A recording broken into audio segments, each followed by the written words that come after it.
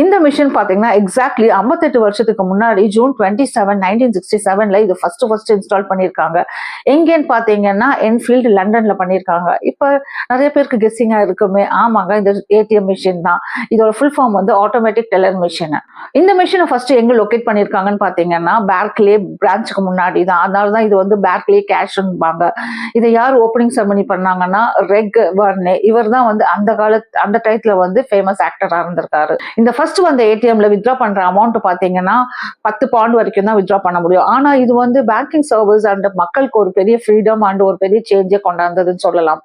இந்த ஏடிஎம் வந்து இன்வென்ட் பண்ணது யாருன்னு பாத்தீங்கன்னா ஜான் ஷெப்பர்ட் பேரன். இவர் வந்து ஆக்சுவலி ஒரு பிரிட்டிஷ். ஆனா இவர் வந்து பிறந்தது வந்து இந்தியால ஷில்லாங் மெகாலயா கேபிட்டல் 1925 இயர்ல வந்து பிறந்திருக்காரு. இவருக்கு எப்படி இந்த ஐடியா வந்ததுன்னு கேட்டீங்கன்னா லைஃபோட ஒரு ப்ராப்ளம் தாங்க வந்தது. ஏன்னா ஒரு நாள் இவருக்கு வந்து பணம் அவசியம் தேவைப்பட்டது.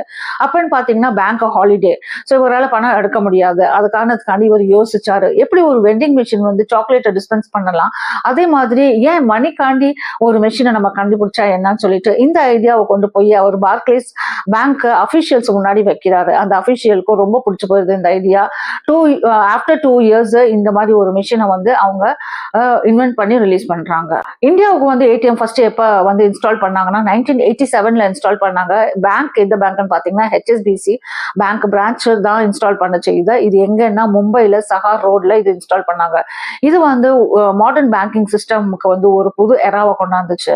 எங்க மக்கள் வந்து பேங்க்குள்ளார போய் செலானை ஃபில் பண்ணி கேஷியர் முன்னாடி கியூல நின்று மணிக்கணக்கா நின்று வாங்குறத தாண்டி ஒரு ஏடிஎம் கார்டை உள்ள ஸ்வைப் பண்ணி போட்டோம்னா எவ்வளவு 20 பைசா வேணாலும் எடுத்துக்கலான்ற மாதிரி நம்ம உலகம் மாடர்னா மாறிடுச்சு. இந்தியன் ஏடிஎம் மிஷின் வந்து அப்புறம் மெதுவா எல்லா country all over the world இது ஸ்ப்ரெட் ஆயிடுச்சு. எல்லா பேங்க்கும் இதை வந்து யூஸ் பண்ண ஆரம்பிச்சிட்டாங்க. இது வந்து கேஷ் வித்ட்ரா பண்றதையும் தாண்டி இது வந்து நிறைய வேற விதமா பயன்படுத்திக்கலாம். Like check deposit, mini statement, balance enquiry, cordless transaction இந்த மாதிரி.